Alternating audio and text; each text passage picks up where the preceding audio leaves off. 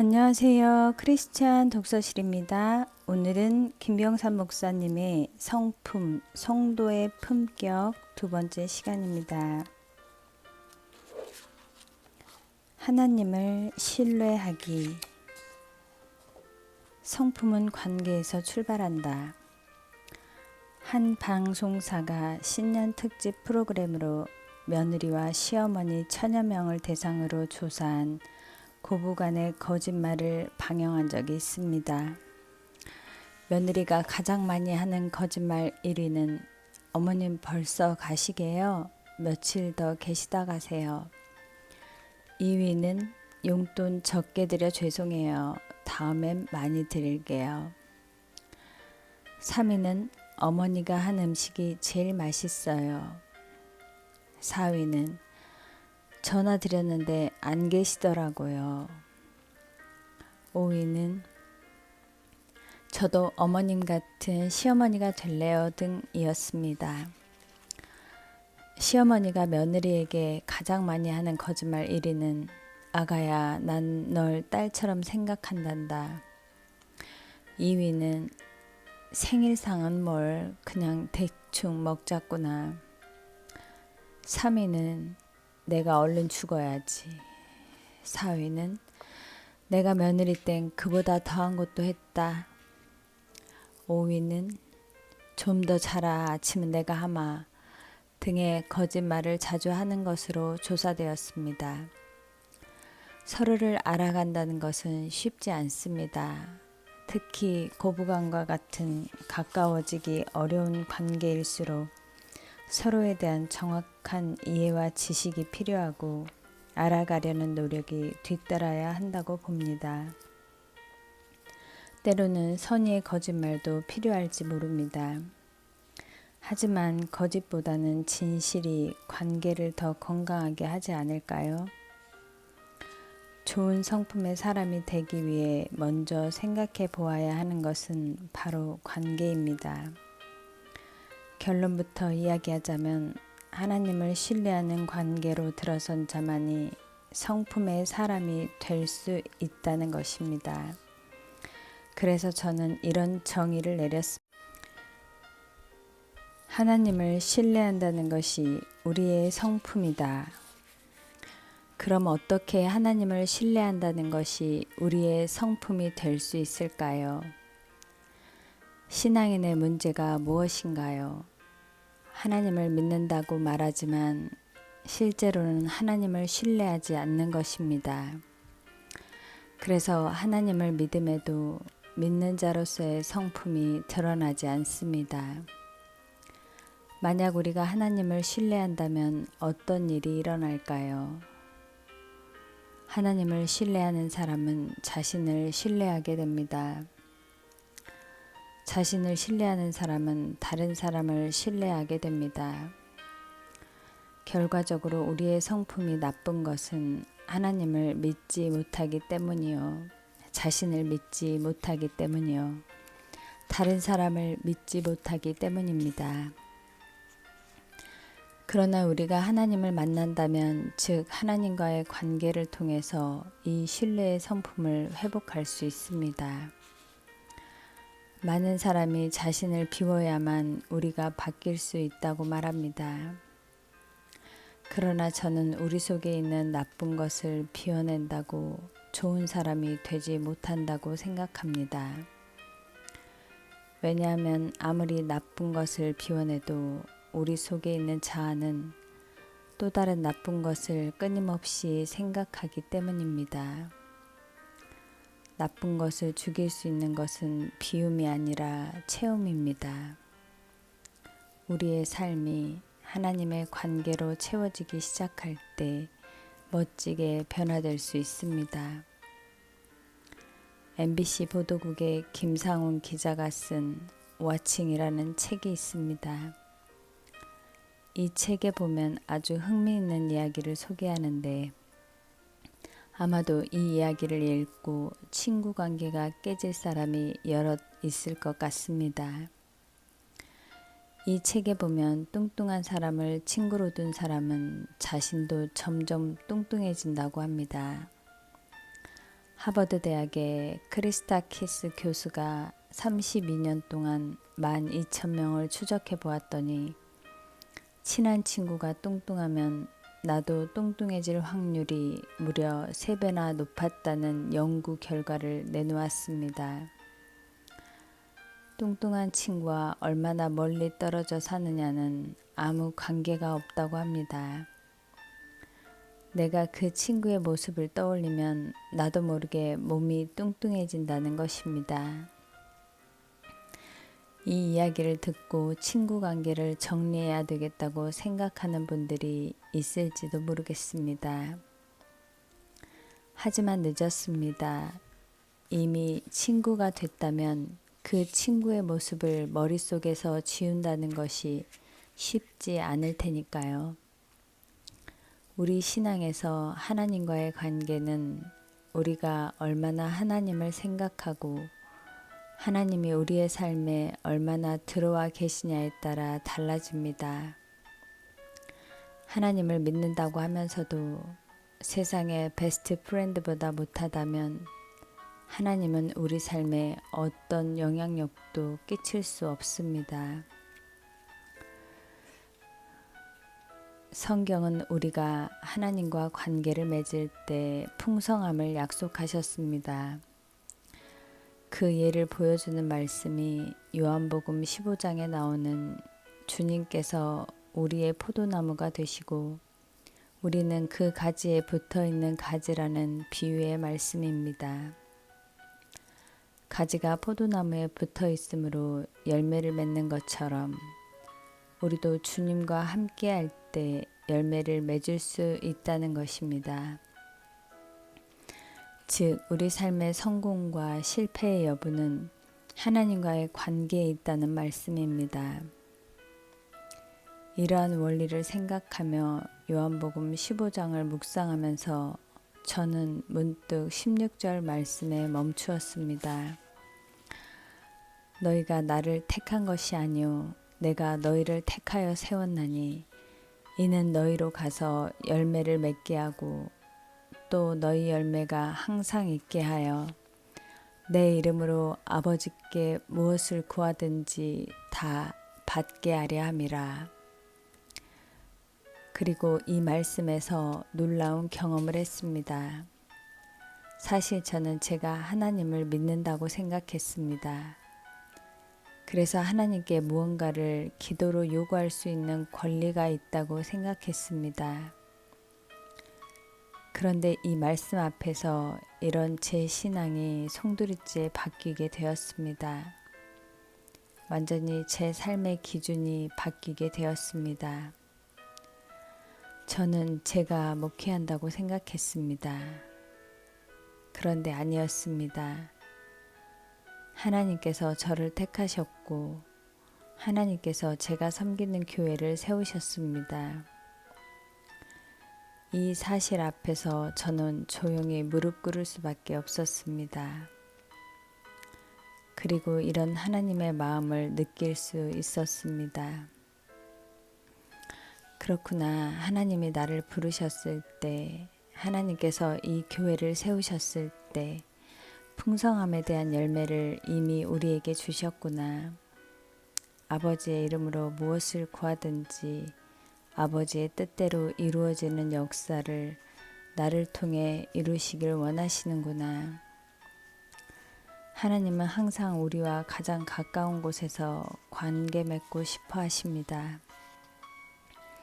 문제는 우리가 하나님과의 관계가 제대로 되어 있지 않아서 하나님께서 약속하신 풍성함의 원리를 제대로 누리지 못하는 것입니다.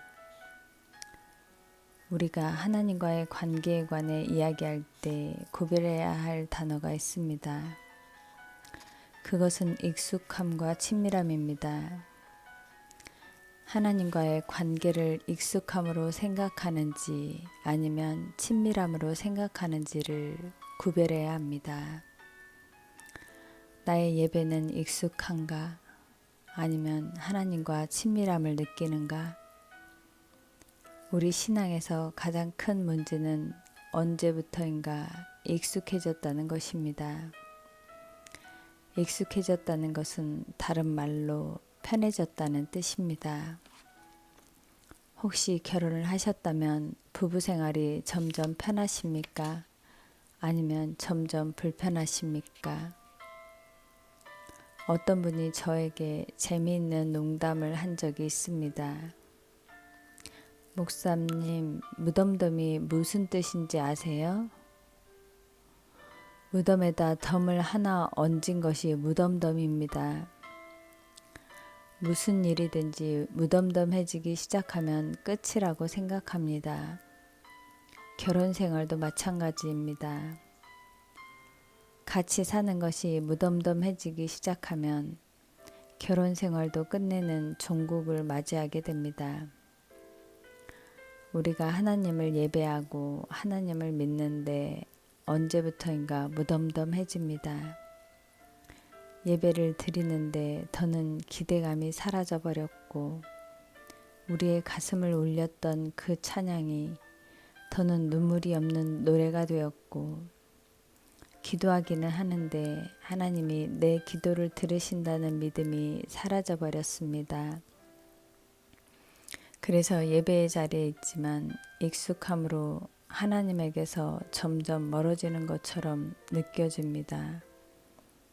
하나님과 멀다는 생각은 오히려 죄책감마저 들게 합니다. 하나님과 친밀하게 대화하는 시간이 없어져 버린 우리에게 찾아온 결과는 하나님과 멀어진 단절뿐입니다. 그래서 익숙함과 친밀함은 구분해야 합니다. 예수님은 말씀하십니다. 나는 포도나무요, 너희는 가지다.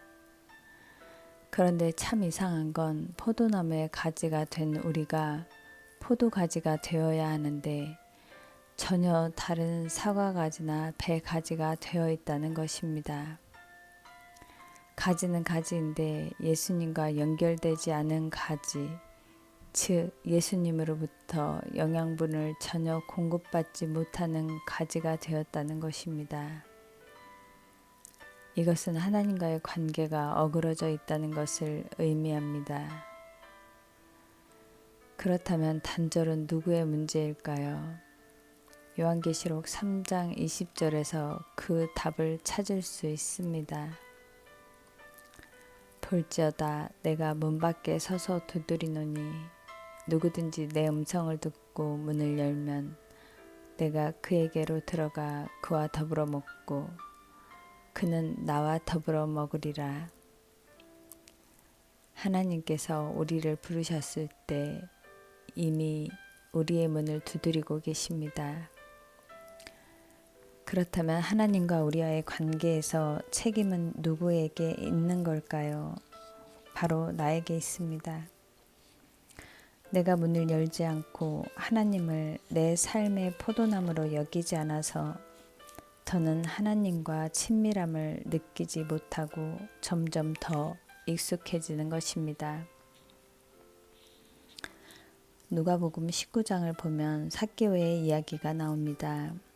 삭개오는 예수님께서 자기 마을을 지나가신다는 소식을 듣고 그분을 보기 위해 뽕나무 위에 올라갑니다.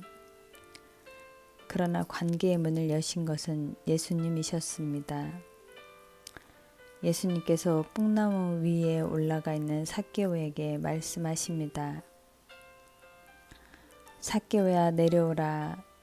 내가 오늘 네 집에 머물러야 되겠다.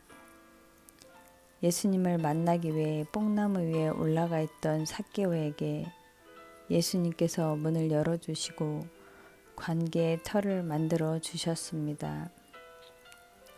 그 순간 삭개오의 인생은 완전히 달라졌습니다. 그의 성품이 달라졌고 삶의 목표가 달라졌습니다. 예수님께서 그의 삶에 들어오시는 순간 그가 그렇게 목을 메고 집착하던 일들을 포기합니다. 모든 것이 돈에 관계되었던 사람이었는데 예수님께서 그의 마음속에 들어오셔서 그의 인생관을 완전히 바꾸어 놓으셨습니다. 결국 예수님과의 관계 형성이 삭개오의 성품을 바꾸어 놓았음을 알 수 있습니다. 지극히 자기 중심적이었던 세계관에서 하나님 중심적인 세계관으로 세상을 보게 된 것입니다. 예수님께서 그 길을 지나가신다는 말을 듣고 삭개오가 예수님의 길목을 지키고 있었습니다. 우리가 여기서 주목해야 할 것은 삭개오가 스스로 문을 열지는 못했지만 삭개오의 눈이 예수님께 갈급하게 무언가를 요청했을 때 예수님께서 삭개오가 문을 열도록 도우셨다는 사실입니다. 예수님과의 친밀한 관계는 우리가 예수님께 문을 열 때 시작됩니다.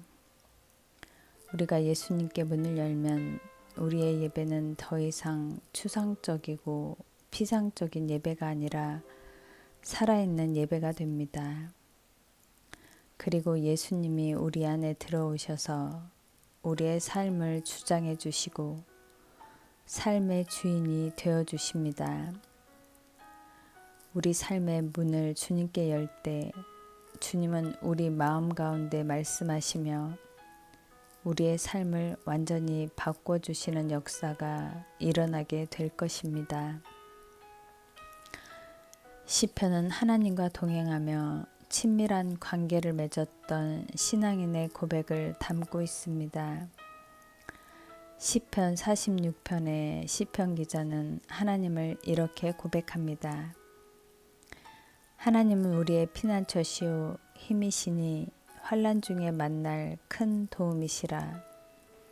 그러므로 땅이 변하든지 산이 흔들려 바다 가운데 빠지든지 바닷물이 솟아나고 뛰놀든지 그것이 넘침으로 산이 흔들릴지라도 우리는 두려워하지 아니하리로다. 이르시기를 너희는 가만히 있어 내가 하나님 됨을 알지어다. 내가 문 나라 중에서 높임을 받으리라. 내가 세계 중에서 높임을 받으리라 하시도다. 지금 시편 기자의 모습을 상상해 보시기 바랍니다. 그가 지금 무엇을 기도하고 있습니까?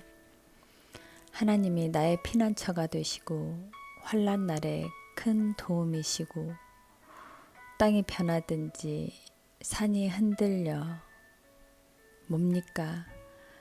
그의 삶을 송두리째 뒤흔들어 놓는 말할 수 없는 소용돌이가 지금 일어나고 있다는 것입니다. 그런 그가 무엇이라고 고백합니까? 너희는 가만히 있어 내가 하나님 됨을 알지어다. 하나님께서 그에게 말씀하셨다는 것입니다. 그의 인생이 요동치는 가운데 그가 문을 열었을 때 들어오신 하나님께서 내가 너의 하나님 됨을 볼지어다 라고 말씀하셨습니다. 그렇게 고백하는 시편 기자의 얼굴이 얼마나 평안했을까요? 그의 성품이 드러나는 순간이 아니었을까요? 시편 말씀을 보면서 잠깐 키웠던 진돗개 온유가 생각났습니다. 태어난 지 20일쯤 된 진돗개입니다. 얼마나 예쁘던지, 그런데 또 얼마나 냄새가 나던지. 이 녀석이 밤만 되면 낑낑댑니다. 자다가 그 소리에 잠이 깨곤 했는데 그때 제가 나와서 소파에서 잠을 자면 온유가 조용히 제 옆에서 아주 편안하게 잠을 자는 겁니다. 일주일 만에 저희 집이 완전히 개판이 되었습니다. 도저히 목회와 개 키우는 일을 병행하기가 어려워 온유를 잘 키워줄 수 있는 곳으로 보냈습니다. 이 일을 겪고 나서 이런 생각이 들었습니다. 우리의 삶이 요동치고 힘들고 어렵고 냄새가 나는 가운데서도 하나님께서는 우리를 버리지 않으신다. 우리는 하나님께서 우리 가운데 거하시는 것만으로도 평안하다. 삶이 요동치는 가운데서도 변하지 않는, 그래서 평안함을 유지하는 우리의 모습, 이 모습이야말로 우리의 성품이 무엇인지를 이야기해주고 누군가는 우리를 하나님 중심의 사람으로 바라보게 될 것입니다. 하나님과의 관계가 우리를 얼마나 평안하게 합니까? 하나님을 얼마나 믿고 신뢰합니까? 하나님을 신뢰하기 때문에 우리의 성품이 어떻게 변했습니까? 하나님을 믿는 자의 가장 큰 변화는 성품의 변화입니다. 하나님께서 우리를 인정하고 부르셨다는 사실, 끝까지 하나님께서 우리를 붙들어 주시고 인도하여 주실 것이라는 확신이 우리 삶에 질적인 변화를 가져옵니다. 하나님과의 관계가 회복되고 이어지는 또 하나의 연결고리는 나 자신과의 관계가 회복된다는 것입니다. 우리가 관계라고 하는 것은 양자 간의 관계를 말합니다. 여기서 저는 신앙생활에서 근본적으로 중요한 요소가 있다고 생각하는데 그것은 나 자신의 문제를 해결하지 못하면 안 된다는 것입니다. 우리는 나 자신을 얼마나 신뢰합니까? 나는 나 자신을 100% 신뢰해. 나 정도면 괜찮아요. 라고 자신 있게 말할 수 있는 사람이 얼마나 될까요? 혹 자기 자신을 바라보며 끊이지 않는 실망 때문에 고민하지 않나요? 이미 나의 결정과 결단이 나를 참 많이 실망시켰고 내가 살아왔던 과거를 돌아보면 나 자신에 대한 불만으로 가득합니다. 우리가 누군가를 대할 때 상대방을 대하는 나의 태도나 경험은 나의 실패와 분노 가운데서 나온다는 사실을 아십니까? 흔히 하는 말 중에 시어머니 미워하면 닮아간다는 말이 있습니다. 우리의 경험과 상처가 우리 안에 없어지지 않고 우리의 성품을 만들어갑니다. 나에 대한 생각, 나에 대한 불만이 늘 다른 사람에게 투사된다는 사실입니다. 다시 말하면 자신을 사랑하고 믿는 사람은 다른 사람을 믿고 신뢰하지만 자신을 믿지 못하는 사람은 상대방에 대한 신뢰도 깨지는 것을 보게 됩니다. 다른 사람을 대하는 나의 태도는 나 자신을 대하는 태도와 일치합니다. 가만히 생각해 보세요. 다른 사람을 판단하는 기준이 무엇인가? 바로 우리의 경험에서부터 나옵니다. 예를 들면 자녀들에게 조바심을 내고 공부하라고 아우성인 부모들을 보면 대개 공부를 열심히 안 했던 부모가 많습니다. 평범하게 살았던 부모는 자녀들에게 예민하게 반응하지 않지만 반대로 평범하게 살지 못했던 부모의 상처가 자녀들에게 그대로 투영됩니다. 저도 예외는 아니었습니다. 저의 아들이 고3 때 일입니다. 하루는 저에게 아버지, 집에서는 공부가 안 되니 독서실에 보내주세요 라고 말했습니다. 그때 저는 독서실은 안 된다 라고 말했습니다. 왜냐하면 제가 고3 때 독서실 간다고 하고 매일 당구를 쳤거든요. 그래서 독서실을 못 보냈습니다. 하지만 아들은 쉽게 받아들이지 못하고 계속 저에게 말했습니다. 아버지, 저는 아닌데요. 저는 지킬 수 있어요. 그러나 그게 저의 상처요. 과거였기 때문에 쉽게 용납되지 않았습니다. 누군가의 관계 속에서 믿어주지 못하는 것, 누군가와 이야기할 때 갑자기 화가 치밀어 오르는 경험을 해본 적이 있을 겁니다. 가만히 보면 정말 아무것도 아닌데 어떤 상황이 과거의 내 상처와 연결될 때 자신도 모르게 아주 민감하게 반응합니다. 나의 문제가 상대방에게 투영되어 그렇습니다. 그래서 상처가 예수 그리스도 안에서 치유되지 않으면 절대로 좋은 성품의 사람이 될 수 없습니다. 하나님을 신뢰하면서 우리에게 꼭 있어야 하는 것이 나를 신뢰하는 것입니다. 어떻게 나를 신뢰합니까? 나도 나를 믿을 수 없는데 어떻게 신뢰할 수 있습니까? 요한복음 15장 2절 말씀에 그 답이 나옵니다. 무릇 내게 붙어 있어 열매를 맺지 아니하는 가지는 아버지께서 그것을 제거해 버리시고 무릇 열매를 맺는 가지는 더 열매를 맺게 하려 하여 그것을 깨끗하게 하시느니라. 우리 자신을 돌아보게 하는 참 중요한 말씀입니다. 우리에게는 상처와 아픔이 있습니다. 특히 믿었던 사람에게 배신당한 아픔은 정말 견디기 힘듭니다. 그래서 사람을 쉽게 믿지 못합니다. 이 모든 것이 다 상처입니다. 지금 요한복음 15장 2절은 우리가 받았던 수없이 많은 상처에 대해 무슨 말을 하고 있습니까? 내가 너희에게 풍성한 열매를 맺기 위해서 제거해야 될 것을 내가 제거했다고 말합니다.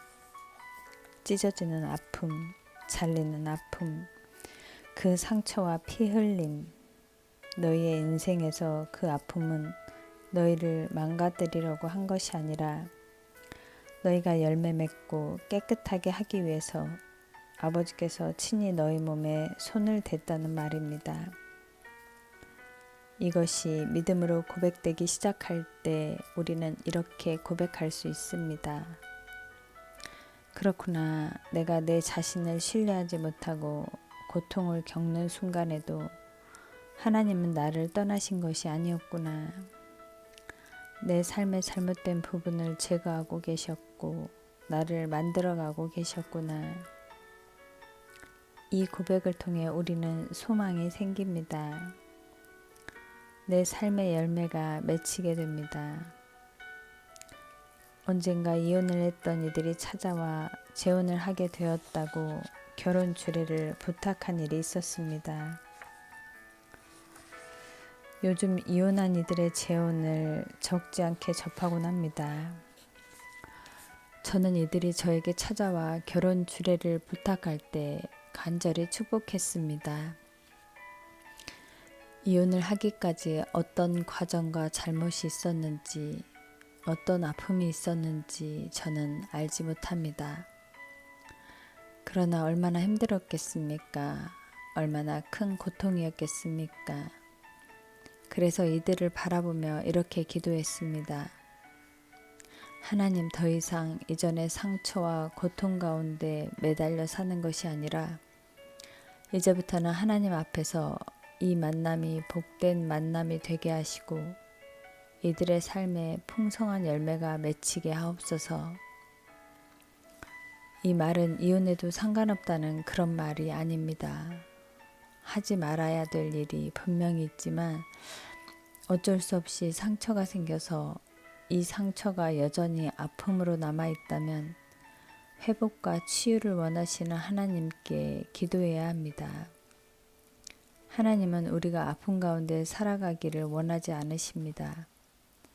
잘못된 일을 합당하다고 말하려는 것이 아닙니다.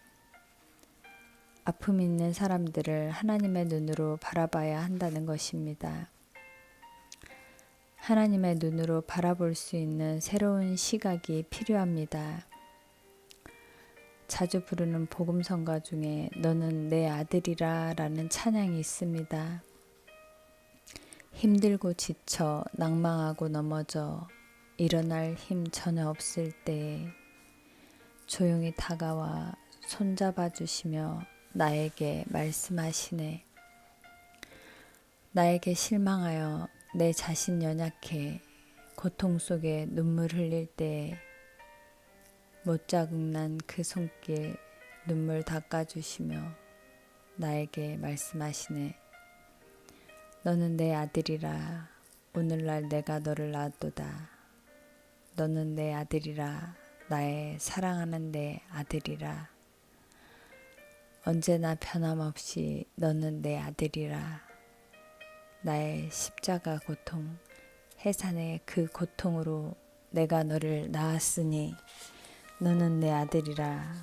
오늘날 내가 너를 낳았도다. 너는 내 아들이라. 나의 사랑하는 내 아들이라. 하나님께서 우리의 관계를 회복시키시며 과거의 문제를 문제 삼지 않고 기꺼이 아들이라고 불러주십니다. 그래서 우리는 나를 부르셔서 아들 삼으신 하나님께 대한 믿음과 기대가 생깁니다. 혹시 동문서답이 무슨 말인지 아십니까? 동쪽 문을 닫으니 서쪽 문이 답답하다. 이런 말인가요? 아니지요.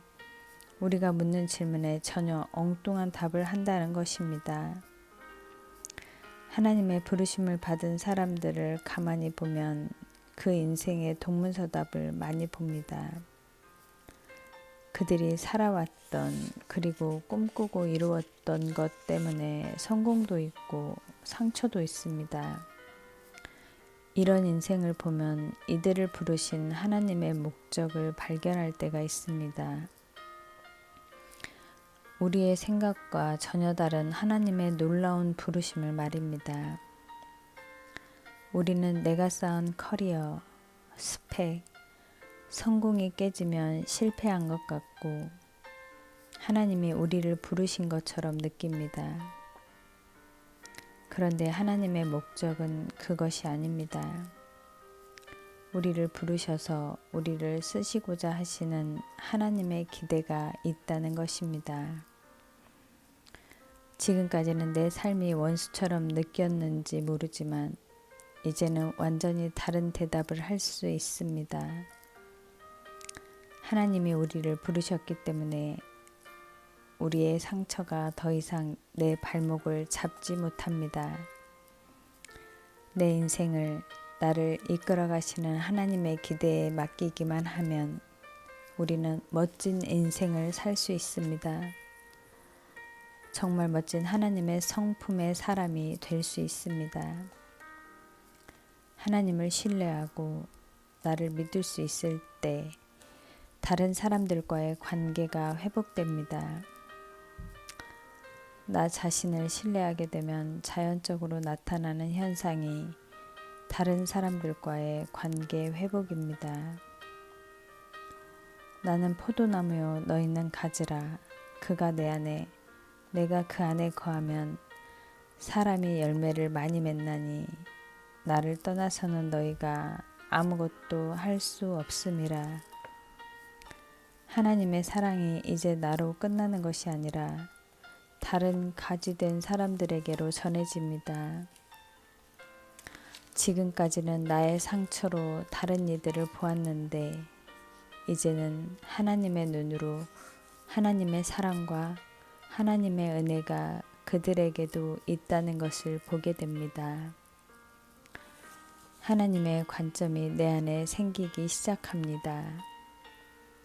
그 사람들에게 절망이 아니라 소망이 보이기 시작합니다.